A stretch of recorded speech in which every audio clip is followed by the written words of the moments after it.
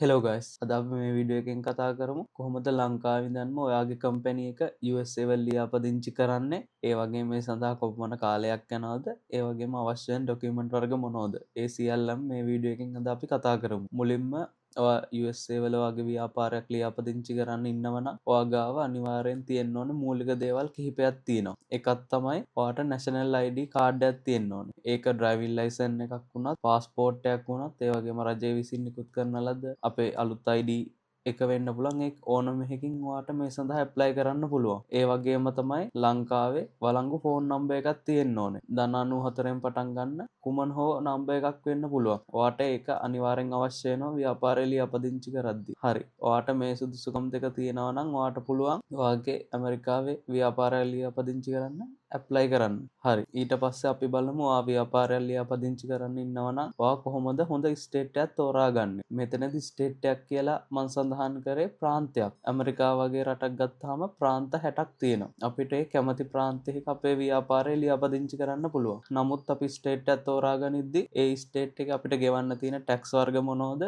ඒ වගේම අවුරුද්දට අපි ගෙවන්න ඕනේ ස්ටේට් ෆ්‍රී එක ගැන අපිට අවබෝධයක් තියෙන්න ඕනේ. සාමාන්‍යයෙන් ටැක්ස් වර්ග ගත්තාම මාසිකව මාස 3න් 3ට අවුරුද්දකට වශයෙන් අපිට ටැක්ස් වර්ග සමහර ස්ටේට් වල ගෙවන්න වෙනවා. ඒ වගේම ස්ටේට් ෆ්‍රී එක ගත්තොත් ඒක අවුරුද්දකට එක සැරේ අපි ගෙවන්න ඕනේ. ඒක අනිවාර්යෙන් හැම ස්ටේට් එකේම අපි ඒක ගෙවන්න ඕනේ. ඒක නිසා ඔයාලා ව්‍යාපාරය ලියාපදිංචි කරන්න ඉන්නවා නම් ටැක්ස් නැති ස්ටේට් ෆ්‍රී එක අඩු හොඳ ස්ටේට් එකක් තෝරා ගන්න ඕනේ. මම මේකෙදි ගොඩක් දෙනෙක්ට රෙකමන්ඩ් කරන ස්ටේට් වර්ග කීපයක් තියෙනවා. ඒ ස්ටේට් වලින් දැන්ට ලියාපදිංචි කරන්න හොඳම ස්ටේට් එකක් තමයි වයෝමින්. ඊට පස්සේ නිව් මෙක්සිකෝ. ඊට පස්සේ මොන්ටානා. මේ වගේ ස්ටේට් තියෙනවා සාමාන්‍ය අලුත් කෙනෙක්ට කිසිම ටැක්ස් එකක් නැතුව අඩුම ස්ටේට් ෆ්‍රී එකකින් ලියාපදිංචි කරන්න පුළුවන් හොඳම ස්ටේට් කිහිපයක්. ඔයාලා ව්‍යාපාරයක් ලියාපදිංචි කරන්න ඉන්නවා නම් අනිවාර්යෙන් ස්ටේට් එක ගැනත් පොඩ්ඩක් සැලකිලිමත් වෙන්න. ස්ටේට් එක හොඳ නම් ඔයාගේ බිස්නස් එක ලොන් ටර්ම් විදිහට මේන්ටේන් කරන් යන්න පුළුවන්. ස්ටේට් ෆ්‍රී එක ගොඩක් වැඩි නම් ඔයාලට මැදදී ඒ ෆ්‍රීස් ගෙවා ගන්න බැරුව කම්පැනි එක වහලා දාන්න වෙනවා. ඒක හින්දා අනිවාර්යෙන් ඔයාලා ව්‍යාපාරය ලියාපදිංචි කරද්දී ස්ටේට් එක ගැන හොඳ අවධානයක් දෙන්න. හරි. දැන් අපි කතා කරමු ව්‍යාපාරය ලියාපදිංචි කරද්දී අපි මොන වගේ එන්ටිටි ටයිප් එකක්ද තෝරා ගන්න ඕනේ. මොනවද අපිට තියෙන එන්ටිටි ටයිප්? ඒ ගැන අපි කතා කරමු. USA ගත්තාම අපිට ප්‍රධාන එන්ටිටි ටයිප් හතරක් යටතේ ලියාපදිංචි කරන්න පුළුවන්. LLC, S corporation, C corporation, non profit. මේකෙදි ගොඩක් බහුලව භාවිතා කරන්න LLC කියන ටයිප් එකෙන්. ඒකට මම උදාහරණයක් ගත්තොත් අපේ ලංකාවේ කම්පැනියක් වැටෙන private limited. USA වල ගත්තොත් LLC. ඒ කියන්නේ limited liability company කියන විදිහට තමයි වැටෙන්නේ. මම ඒක තවත් විදිහට පැහැදිලි කරොත් authentic private limited කියන්නේ ලංකාවේ කම්පැනියක්. ඒකම USA වල රෙජිස්ටර් කරොත් authentic LLC.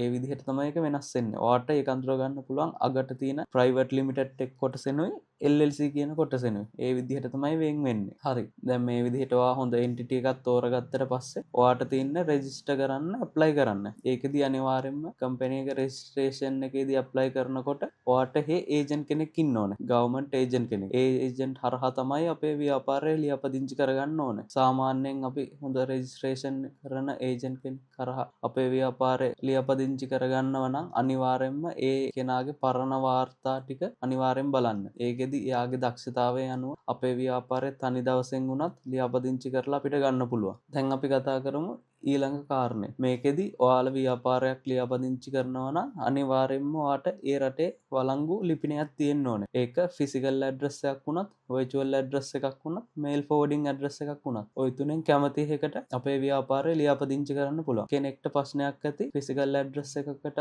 ලියාපදිංචි කරන්න පුළුවන්, වර්චුවල් ඇඩ්‍රස් එකකට ලියාපදිංචි කරන්න පුළුවන්. මේ දෙක අතර වෙනස මොකද්ද? මේකෙන් මොකද්ද වෙන්නේ? සාමාන්‍යයෙන් ෆිසිකල් ඇඩ්‍රස් එකක් ගත්තොත් අපි දැන්ට ලංකාවේ ජීවත් වෙද්දී අපිට කියලා තියෙනවනේ ඇඩ්‍රස් එක. ඒ වගේ තමයි ෆිසිකල් ඇඩ්‍රස් එක. වර්චුවල් ඇඩ්‍රස් එකක් කියන්නේ සමහර කම්පැනි වලින් දෙනවා ඒ ඇඩ්‍රස් එකම පොඩි පොඩි වෙනස්කම් කරලා ටෙම්පරරි විදිහට අපිට යූස් කරන්න පුළුවන්. මේ වර්චුවල් ඇඩ්‍රස් වලට ගොඩක් දෙනෙක් රෙජිස්ටර් කරන්න යනවා. හැබැයි මේකේ ගැටලුවක් තියෙනවා. එකම ඇඩ්‍රස් එකකට කම්පැනි දෙක තුනක් ලියාපදිංචි වෙලා තියෙන්න පුළුවන්. ඒකින්ද මම කොයි වෙලේකවත් රෙකමන්ඩ් කරන්නේ නැහැ ඔයාලට වර්චුවල් ඇඩ්‍රස් එකකින් ඔයාගේ ව්‍යාපාරය රෙජිස්ටර් කරන්න කියලා. ඒ වගේම ඔයාලට රෙකමන්ඩ් කරන්න පුළුවන් ඇඩ්‍රස් ටයිප් එකක් තමයි මේල් ෆෝවර්ඩින් ඇඩ්‍රස්. ඒකෙදි මේල් ෆෝවර්ඩින් ඇඩ්‍රස් එකක් ඔයාටම රෙජිස්ටර් කරලා ගන්න පුළුවන්. උදාහරණයක් විදිහට ඔයා මේ ඇඩ්‍රස් වර්ගය එකපාරක් බයි කරාට පස්සේ ආයෙත් තව කෙනෙක්ට මේක බයි කරන්න බෑ. ඒ වගේම ඔයාට පෝස් කාඩ්ඩක් USA වලට යවා ගන්න ඒ වගේම ඔයාගේ මොන හරි ඩොකියුමන්ට් වර්ග ගෙන්න ගන්න මේ මේල් ෆෝඩින් ඇඩ්‍රස් එක පාවිච්චි කරන්න පුළුවන්. හරි. දැන් අපි කතා කරමු ව්‍යාපාරයක් ලියාපදිංචි කරද්දී ඊළඟට ඔයාට තියෙන්න ඕන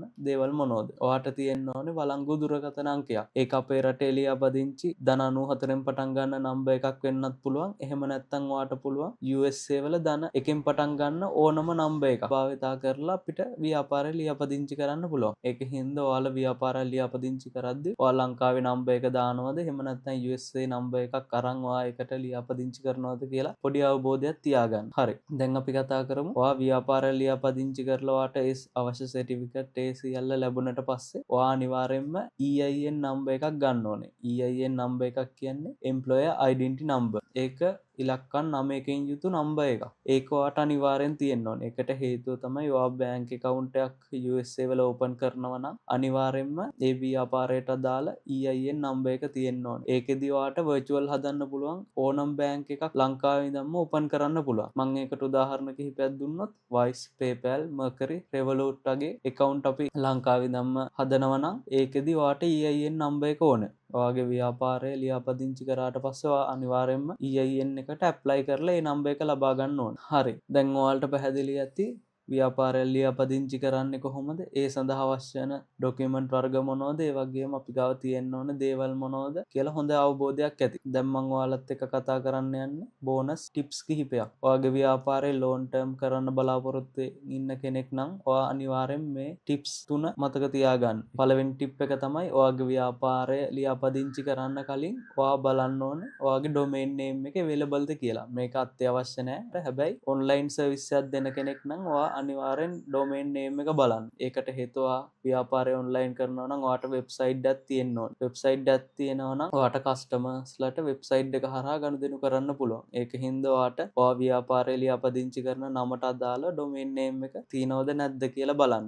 එහෙම නැත්නම් ඔයාට පුළුවන් ඔයාගේ ව්‍යාපාරය ලියාපදිංචි කරන්න ඉන්න නම වෙනස් කරන්න. එහෙම නැත්නම් පුළුවන් ඩොමේන් නේම් එක අවශ්‍ය විදිහට වෙනස් කරලා ඒක බයි කරන්න පුළුවන්. හරි. ඊට පස්සේ තියෙන්න ඕන වැදගත් දෙයක් තමයි ඔයාගේ ව්‍යාපාරය ලියාපදිංචි කරලා කමියුනිකේෂන් කරන අවස්ථාවේදී ඔයාට අනිවාර්යෙන් වැදගත් වෙන එකක් තමයි බිස්නස් ඊමේල් එක, බිස්නස් ෆෝන් නම්බර් එක. මේකදී මම අර සඳහන් කරපු විදිහට ඔයාටම කියලා බිස්නස් ෆෝන් නම්බර් එකක් තියෙන්න ඕනේ. ඒ වගේම තමයි ඔයා ගන්න ඩොමේන් නේම් එකට අදාළව බිස්නස් ඊමේල් එකක් තිබීම ඉතා වැදගත්. මේකට හේතුව ඔයා දැන් ඉස්සරහට යන්නේ කම්පැනි එකක් විදිහට. ඒක හින්දා අනිවාර්යෙන්ම ඔයාට කම්පැනි ෆෝන් නම්බර් එකක්, බිස්නස් ඊමේල් එකක් අනිවාර්යෙන් තියෙන්න ඕනේ. තුන්වෙනි ටිප් එක විදිහට අපි කතා කරමු. අපි ව්‍යාපාරයක් ලියාපදිංචි කරන්න සමාගමක් තෝරා ගනිද්දී ඒ සමාගමේ බලන්න ඕන මූලික කරුණු කිහිපයක් ගැන. එකක් තමයි මීට කලින් එයාලා කස්ටමර්ස්ලාට ව්‍යාපාර ලියාපදිංචි කරලා තියෙනවද? ඒ වගේම tax consultation, customer after service වගේ සේවා නැවත නැවතත් ලබා දීලා තියෙනවද? ඒ වගේ හොඳ පළපුරුද්දක් තියෙන කම්පැනි එකකින් ඔයාගේම ව්‍යාපාරය ලියාපදිංචි කරගෙන ඔයාට පුළුවන් මම අර කිව්වා වගේ ඔයාගේම කියලා බැංක් account එකක්, ඔයාගේම කියලා USA වල කම්පැනි එකක් ඊටාම කෙටි කාලයකින් ඕපන් කරගන්න. හරි. දැන් අපි කතා කරමු ඔයාගේ ව්‍යාපාරය ලංකාවේ ඉඳන්ම USA වල ලියාපදිංචි කරනවා නම් ඔයාට ඉක්මනින් හා පහසුවෙන් ඔයාගේ ව්‍යාපාරය ලියාපදිංචි කරගන්න හොඳම තැනක්. ඒ තමයි අපි ඔයාලට දවසක් ඇතුළත ඔයාගේ ව්‍යාපාරය ලියාපදිංචි කරලා ඒ අවශ්‍ය බැංක් account සියල්ල එක්ක ඔයාට වැඩේ කරගන්න පුළුවන්. ඔයාලට මේ වෙබ් page එකේ පේන විදිහට ඔයාට පුළුවන් මම අර කතා කරපු entity type 4 යටතේ ඔයාට කැමති ස්ටේට් එක. ඒ කියන්නේ මම මෙතන දාලා තියෙන්නේ ටැක්ස් අඩු හොඳම ස්ටේට් කිහිපයක්. සාමාන්‍යයෙන් ඒකෙදි මම රෙකමන්ඩ් කරන්නේ වයෝමි වගේ ස්ටේට් එකකින් ඔයාගේ ව්‍යාපාරය රෙජිස්ටර් කරගන්න කියලා. ඒකට හේතුව තමයි ටැක්ස් මුකුත් ගෙවන්න අවශ්‍ය නැහැ. ස්ටේට් ෆ්‍රී එක විතරයි ගෙවන්න තියෙන්නේ. ඒකත් අවුරුද්දකට එක සැරයක්. ඒක ඔයාලට බිස්නස් එක ලොන් ටර්ම් කරගෙන යද්දි ගොඩක් වැදගත් වෙනවා. ඒ වගේම තමයි ඔයාලට ප්ලෑන් 3ක් යටතේ ඔයාගේ ව්‍යාපාරය ලියාපදිංචි කරන්න පුළුවන්. ඒක බේසික්, ස්ටෑන්ඩඩ්, ප්‍රීමියම් විදිහට ඔයාට ව්‍යාපාරය ලියාපදිංචි කරන්න පුළුවන්. මේ විදිහට තමයි අද අපි වීඩියෝ එක අවසන් කරන්නේ. ඔයාලට දැන් හොඳ අවබෝධයක් ඇති කොහොමද ලංකාවේ ඉඳන් ඔයාගේ ව්‍යාපාරය ලියාපදිංචි කරන්නේ, ඒ සඳහා අවශ්‍ය වෙන ඩොකියුමන්ට් කොච්චර කාලයක් යනවද, ඒ වගේම ලංකාවේ හොඳ කම්පැනි එකකින් එක් කරගන්නේ කොහොමද, ඒ සම්බන්ධව හොඳ දැනුමක් ඇති කියලා මං හිතනවා. වීඩියෝ එක අවසානයේ වෙනකන් ඇවිල්ලා තින්නේ. වීඩියෝ එක හොඳ නම් අනිවාර්යෙන් ලයික් කරන්න. ඒ වගේම ඔයාගේ ලංකාවේ ව්‍යාපාරයක් ලියාපදිංචි කරන්න ඉන්න යාළුවෙක් එහෙම ඉන්නවා නම් එයාටත් මේ වීඩියෝ එක ෂෙයා කරන්න. ඒ වගේම තමයි වීඩියෝ එක හොඳ නම් subscribe කරන්න. අපි ඊළඟ වීඩියෝ එකකින් හම්බෙමු. ඔයාලට සුබ දවසක්.